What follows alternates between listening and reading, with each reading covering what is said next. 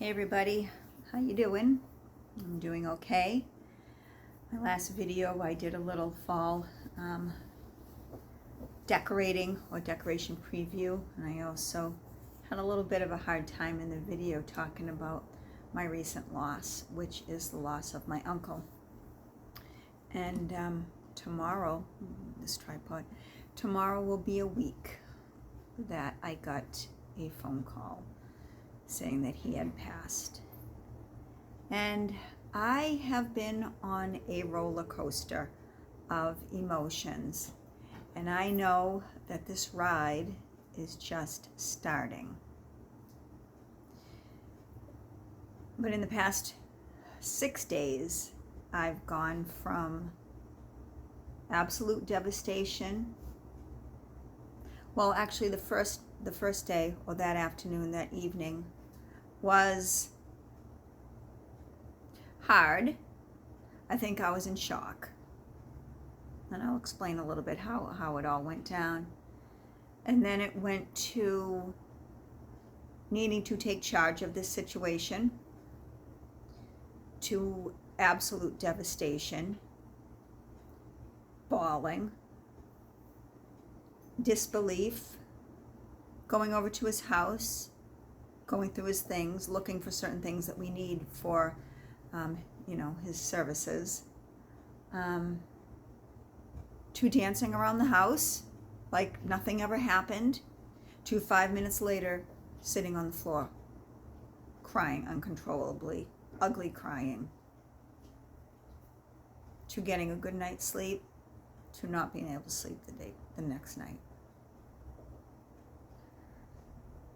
And I've been thinking about the videos that I do about coping during tough times and, excuse me, only taking on what we can. And I have been through many situations in life. I am well versed in single parenting. I can tell you what to do as far as getting by with no money. I have an answer for every tough situation because I've been through many. But the things that I would tell you what to do in certain situations, nothing can compare to this. So I don't even have words for myself. And I look back and I think back about how I tell people to deal with stuff. And I don't want to say I sound like a hypocrite, because I have never been through this situation before. Never been through this. So I don't even know how to handle it. So I can't really compare this situation to anything that I may have told you how to deal with. So, let me just start with what happened. I got a call last Tuesday that my uncle had called 911 for himself. Hold on 1 minute. Max. Sorry, I had to tell the dog to stop doing something. So anyways, I got a call from the hospital saying that my uncle had called an ambulance for himself, that he wasn't feeling well. And I had just seen him 2 days before. And he had been sick a few years ago with an illness, a double pneumonia. And he was sedated or in a medically induced coma while they could get him to a good spot in his recovery. And I was his proxy, his healthcare proxy during that illness. And I was called on a daily basis, called with updates, and called when they were planning on taking the intubation tube out. So he was in good hands as far as someone being in contact with him or the hospital on his behalf. So when I got the call on last Tuesday, telling me, he was brought in, this, that, and the other, wasn't feeling well, and that they found this, and he agreed to this certain procedure. My uncle had a heart attack. That he agreed to a certain procedure And so they went on and talking to me about it. And I said, okay, so how's he doing now? How's he feeling now? And the doctor said, unfortunately, he passed away. And then the doctor went on to say that they worked on him for 4 hours trying to help him. And it didn't hit me till the next day.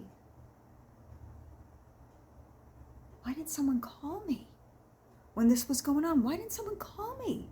My number is in your record. And the doctor, when he told me that he had passed away, told me that they tried to get in touch with family all day. And it didn't hit me till the next day, like I said, when I was thinking about it, that why didn't someone call me? For 4 hours or the whole day, you were trying to get in touch with somebody. Why didn't you look in his file, in his chart? I'm there. I'm there. I don't know what happened. I don't know why I wasn't called. So yesterday, or the day before, today's Monday, so on Saturday, I was thinking, you know what? I'm going to go protest outside that hospital because they had my number and they didn't call me. And I'm going to get this hospital because if they had called me, he wouldn't be dead.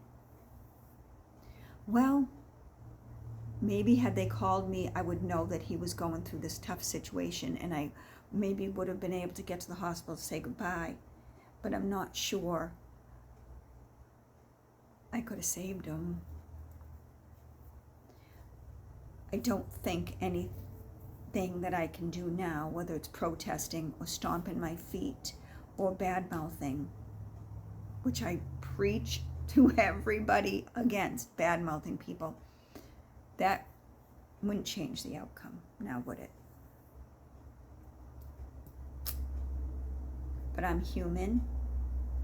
I can feel this way. I think I'm allowed to feel this way. But like someone told me on Saturday when I was talking to her on the phone, think about what you tell people, Robin. And she's right. But I've never been through this before. I've lost my grandmother before. I've lost my grandfather. But they were sick, and I knew that that was coming. But when you're called suddenly to be told that your 68-year-old uncle, which is not old, passed away, and then you think about it that you should have been called, it hurts. It hurts. And this is just 6 days into it. So we published his obituary. We planned the life celebration, and that's September 9th. He will be cremated. I think he was being cremated today. I talked to the funeral home. So I am learning, again, 6 days into it, that this grief and coping with this is a roller coaster. Again, like yesterday, I was putting together his photo memory boards that are going to be displayed at his service. And I was just looking at the pictures and thinking and looking. And I would sit there and say, oh, I remember when he drove this truck or this Jeep. You know, I have pictures of him. And then I would just put the pictures down and I would just fall into my hands and just bawl uncontrollably.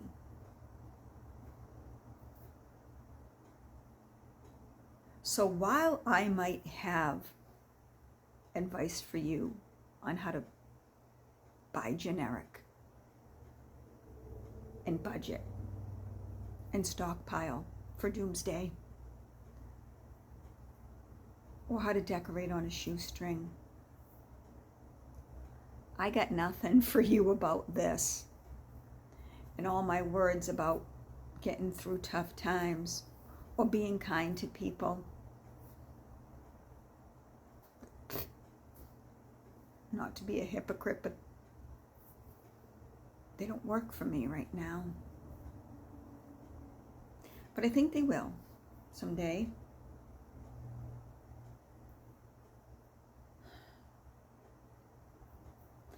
I'm not crying right now like I was in my fall decoration video.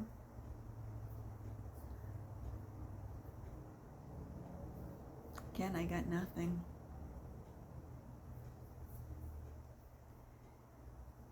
I can try, I don't want to say rely, but lean on my beliefs that, you know, we will be reunited with our loved ones that have passed someday. And the best thing I can do right now is just honor his memory and not Google, do the dead know that they're dead? Which of course I did that today from my desk at work. But this is where I'm at right now. This is where I'm at. Pretty soon, I'll put together a video about him. And I'll set it to some nice music. And I'll explain a little bit about him. But you must know, for him to have such a profound effect on me, that he was cool. He was cool. His name was Lewis, but they called him Buddy all his life. I knew him as Buddy. Everyone knew him as Buddy. And if you knew him, you knew that he was definitely a buddy. I'm okay now. I might cry myself to sleep tonight. But I do know that all is going to be okay. I tell people all the time, and I've told you in videos, that this too shall pass. While this might not pass, it might get a little easier. I'm thinking and I'm hoping. But all the words I have about coping just elude me now, and that's okay. If you've suffered a loss, I'm sure you can relate. I will honor him, and I will share him with you soon. Thank you for watching. Have a good night. Bye-bye.